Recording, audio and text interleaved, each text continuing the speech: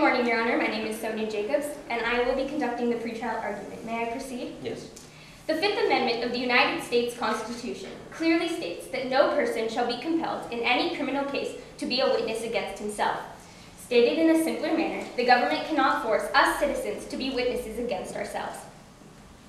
Your Honor, it is our position that Adrian Vega's bracketed statement to Officer Kelly Wright and Officer Kelly Wright's bracketed statement should both be suppressed because a Miranda violation has unfortunately occurred. In Supreme Court case Miranda, the Supreme Court ruled that a suspect in custody must be read their constitutional rights prior to being interrogated. They have the right to remain silent. Anything they say may be used against them in court. They have a right to a lawyer, and if they want one but cannot afford one, the court will appoint one. Now, can I just stop you right there and Yes, ask Your a Honor. question? Adrian Vega wasn't aware that she was going to be interrogated per se, isn't that right though? Correct, Your Honor. So in this situation, wouldn't the Miranda rights not necessarily apply? Well, Your Honor, the Miranda rights in this case would apply because there are two prongs that help us to define when a defendant would need Miranda rights. One of these prongs is, was the defendant in custody, and second, was the defendant being interrogated? And in this case, the answer to both of these questions was yes.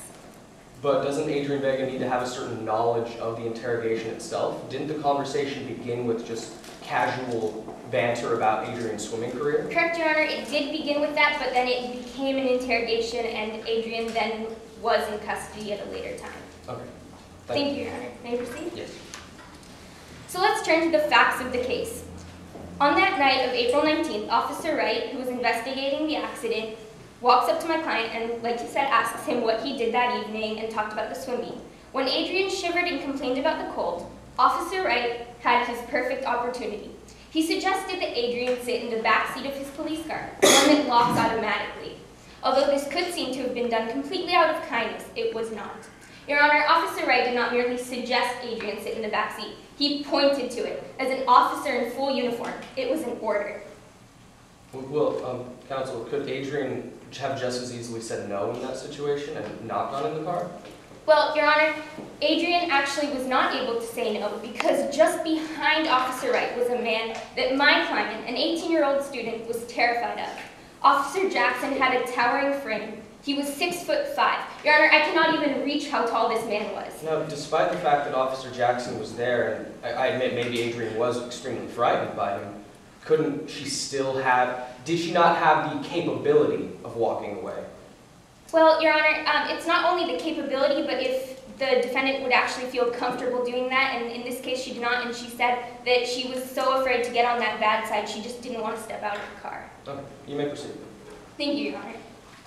So at the point where Officer Wright then closes the door of the police car, Adrian was officially in custody. When he was sitting with his legs outside of the car, it was a little different, it was a closer question, but when the door was shut, it wasn't even close. There was no doubt a person could not leave the situation. So now let's look at some cases that show why Adrian should have received his Miranda rights. In Craighead, U.S. versus Craighead, we look at factors which make up a police-dominated atmosphere.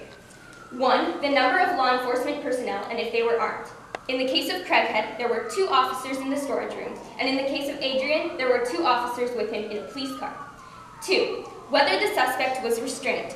In the case of Craighead, the door to the storage room was shut and locked. In the case of Adrian, the police car doors were shut and locked. Now, in Craighead, did the defendant in question have knowledge that the door was locked? Your Honor, the person in Craighead did not have knowledge the door was locked. So it's the same situation? It is the same case as Adrian, okay, correct. just clarifying. Proceed. Thank you. 3, if the suspect was isolated by others. Clearly, Craighead was isolated, as was Adrian. His parents weren't there, Tony wasn't there, he was alone. And lastly, 4, whether the suspect was informed he was free to leave or terminate the interrogation. Craighead was informed that he could leave at any time, but Adrian Vega was not. Clearly, Your Honor, we can see these parallels and note that Adrian should have received his Miranda right. In Oregon v. Mathiasen, the defendant was told an untrue statement which led him to confess to a crime. The court ruled that in this case, Miranda warnings were not due as the defendant's freedom was not significantly restrained. The case of Mathiasen, however, is not at all similar to the case of Adrian Vega. Unlike Mathiasen, Adrian was not allowed to come to the police station at his convenience and make an appointment. Instead, he was commanded to enter a locked police car after being interrogated. Also, while Mathiasen was told he was free to leave at any time, 1 minute. Adrian was not told this. In Stansbury versus California, we learn that we talk about whether or not a police officer's subjective view of the defendant is important in giving his or her Miranda rights.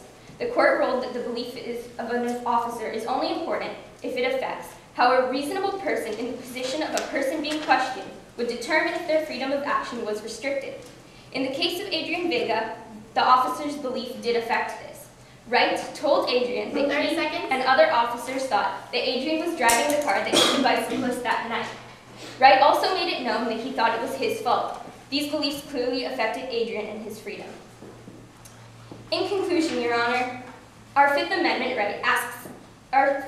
right against self-incrimination is a blanket of protection against coercive police practices. By suppressing my client's bracketed statements and the bracketed statements of Officer Wright, protects him from the huge mistake that Officer Wright made. Time. Thank you, Your Honor. Response.